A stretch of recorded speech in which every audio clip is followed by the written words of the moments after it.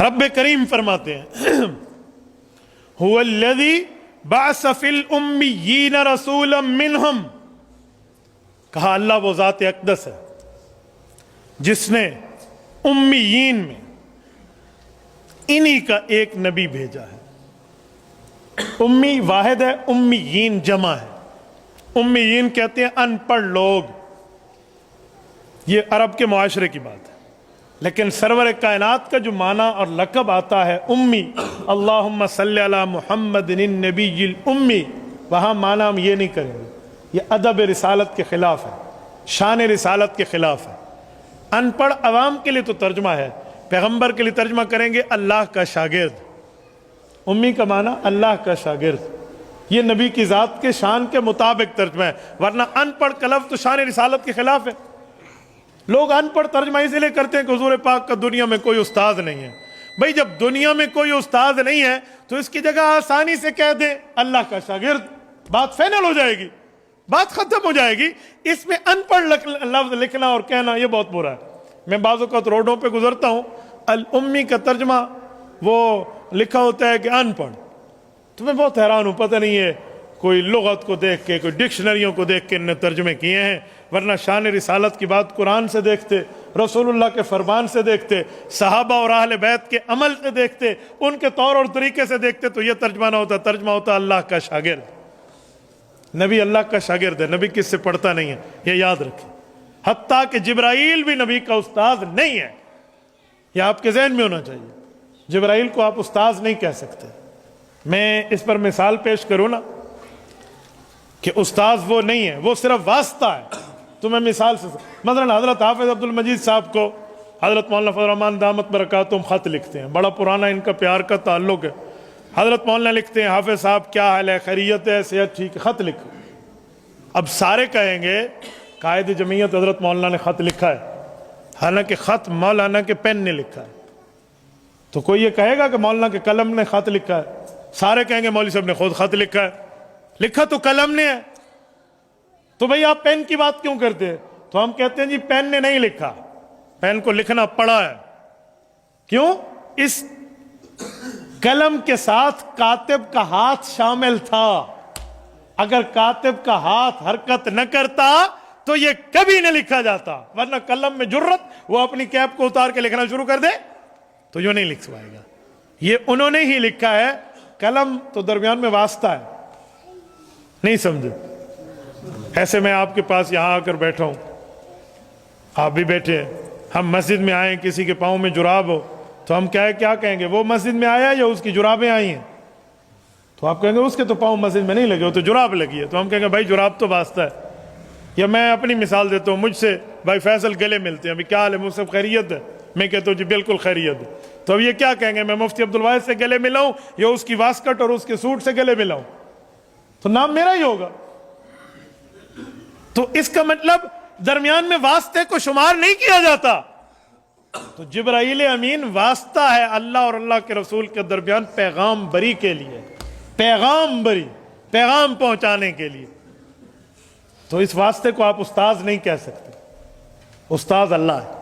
اچھا اللہ نبی کا استاذ ہے، اس کی دلیل بہت آسان دلیل سمجھا رہا ہوں، جو آپ اور ہم بچپن سے سنتے سمجھتے آئے ہیں، اور شاید کسی کا دماغ اس طرف نہ گیا ہو کہ یہ دلیل اللہ کے استاذ اور نبی کے شاگرد ہونے کی بھی ہے۔ اور میں پہلے حدیث پڑھتا ہوں پھر دلیل سمجھاتا ہوں۔ آپ نے حدیث پاک سنی ہوگی کہ حضرت آدم علیہ السلام سے بھول ہوئی، اللہ نے زمین پر بھیج دیا۔ حضرت آدم نے بہت سی دعائیں مانگی، ربنا ظلمنا انفسنا ساری، اور ان میں ایک دعا حضور کے وسیلے والی بھی مانگی۔ قرآن میں وسیلے کے بغیر دعا، حدیث میں وسیلے والی دعا، دونوں دعائیں ہیں۔ تو ایک دعا یہ بھی مانگی کہ اللہم انی اسألک بحق محمد ان تغفر علی صلی اللہ علیہ وسلم، اے اللہ مجھے حضور پاک کے محابے سے معاف فرما دے، میری بھول کو حضور کے وسیلے سے معاف فرما۔ آپ نے سنی حدیث؟ اب اس حدیث پاک کو میں پورا پڑھ رہا ہوں، توجہ رکھو۔ جب حضرت آدم نے یوں پیش کیا نا وسیلہ، تو رب کریم نے سوال کیا، لما خلقتنی بیدک، اے آدم ذرا بتاؤ کیف عرفت محمدا ولم اخلقہ، کیسے جانتے ہو رسول اللہ کو جس کا وسیلہ دے رہے ہو، ابھی تو میں نے اسے پیدا کر کے دنیا میں نہیں بھیجا، کیسے جانتے ہو؟ حضرت آدم نے جو جواب دیا ہے نا، اس سے یہ عقیدہ سمجھ آتا ہے۔ حضرت آدم نے عرض کیا لما خلقتنی بیدک، मुस्तदरक अल-सहीहैन की तीसरी जिल्द में हज़रत उमर की रिवायत है। अल्लाह के रसूल ने फरमाया कि हज़रत आदम ने जवाब दिया, ए मेरे मौला, जब तूने मुझे अपने हाथों से पैदा फरमाया, वनफ़ख़्त फ़ीय मिन रूही, मेरे अंदर रूह आई, फ़रफ़अतु रासी, मैंने सर उठाया, फ़रअयतु अला क़वाइमिल अर्श मकतूबा, मैंने आपके अर्श पे लिखा हुआ पढ़ लिया, ला इलाहा इल्लल्लाह मुहम्मदुर रसूलुल्लाह। सुनिए हदीस, मैं सवाल कर रहा हूँ, इस हदीस से वसीला पैगंबर तो साबित हो गया कि हुजूर के मुहाबे से उनकी भूल की माफ़ी हुई, लेकिन ये अकीदा भी साबित हो गया कि नबी डायरेक्ट अल्लाह से पढ़ा हुआ होता है। क्यों? अभी तो हजरत आदम किसी के पास नहीं गए, पढ़ना पढ़ाना तो दूर रहा, अभी पैदा हुए हैं, कोई उस्ताद नहीं है, कोई टीचर नहीं है, कोई मुअल्लिम नहीं है, कोई मुदर्रिस नहीं है, कोई प्रोफेसर नहीं है, किसी मकतब में नहीं गए, स्कूल में नहीं गए, कॉलेज में नहीं गए, ट्यूशन सेंटर में नहीं गए, यूनिवर्सिटी ज्वाइन नहीं की, कुछ भी नहीं है अभी तो। फ़रफ़अतु रासी, रूह आई और सर उठाया और मैंने पढ़ लिया। इससे पता चला कि नबी अल्लाह का शागिर्द है, अल्लाह उसकी तरबियत करता है, उसको किसी से पढ़ने की जरूरत नहीं होती। ये कई दलीलें हैं ना, उनमें एक दलील ये भी है कि नबी अल्लाह का शागिर्द है। तो अल उम्मी, ये पैगंबर के करीम का माना है कि पैगंबर करीम अल्लाह के शागिर्द है। और जब बाकियों के लिए माना होगा तो माना और हो जाएगा। वो क्या कहेंगे? उम्मीयीन, जो अनपढ़ लोग थे, क्योंकि नबी और उम्मती का बड़ा फर्क है भाई, बड़ा फर्क होता है। किसी लफ्ज की निस्बत किसी और लफ्ज से हो जाए तो माना बदल जाता है। हमारे ऊपर ये कोई एतराज नहीं कर सकता कि नबी के लिए लफ्ज आया तो मुसलमानों ने माना और कर दिया, और गैर नबी के लिए आया तो माना और कर दिया। क्यों? हम कहेंगे जी हाँ, लफ्जों की निस्बत से माना बदल जाता है। अब जरा तवज्जो रखना, मैं माना बदलते हुए आपको दिखाता हूं। खाना खाया, कसम खाई, एक माना है, बोलिए। खाना खाया, कसम खाई, पानी पिया, गुस्सा पिया, एक माना है। खाना खाया, रोजे में जानबूझ के हो तो रोजा टूट गया, और कसम खाई, रोजा टूटा। 100 कसम खाओ, रोजा नहीं टूटा। पानी पिया जानबूझ के रोजे में, रोजा बचा गया, लेकिन वहां गुस्सा पी गया, रोजा बच गया। रोजा तो नाम इसी का है कि किसी के साथ गुस्सा क्या करता तो अपने रोजे को बचा ले। तो फिर लफ्ज का मतलब बदल जाता है या नहीं बदल जाता?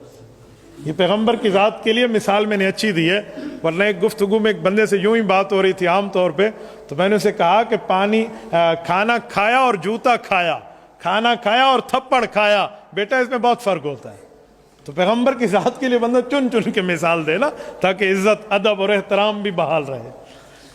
तो इसीलिए नबी के लिए लफ्ज़ उम्मी का माना और अवाम के लिए लफ्ज़ उम्मी का माना और। देखें, जब बंदे के दिल में वाल डालते हैं और दिल का बाईपास होता है, उसका ऑपरेशन होता है, बाईपास हुआ है भाई इसका, तो किसी के दिल का ऑपरेशन हो तो सारे कहते हैं इसने ऑपरेट करवाया, लेकिन रिसालत माब को हम कहते हैं कि इनका शक सदर हुआ है। यहाँ कोई कह सकते हैं पैगंबर के दिल अक़दस का ऑपरेशन हुआ है? सारे कहेंगे तो बेअदब है, तुझे बोलने का तर्ज नहीं आता, तुझे आदाब और अल्फाज नहीं आते। बाज़ लफ्ज ऐसे होते हैं जो ठीक माना हो लेकिन बोलना ठीक नहीं होता। आप अपने वालिद को ये तो कह सकते हैं मेरे अब्बू हैं, मेरे वालिद हैं, मेरे बाप हैं, आप ये नहीं कह सकते मेरे माँ का खामद है, मेरे अब्बे का, मेरी अम्मा का शोहर है, आप यूँ नहीं कहेंगे। आदाब के अल्फाज हैं, कोई हया माने होती है, कोई आदाब और तौर अतवार और कोई तरीके होते हैं, तो उस तरह बंदा चलता है। तो लिहाजा नबी के लिए माने की तरतीब और है और उम्मत के लिए और है।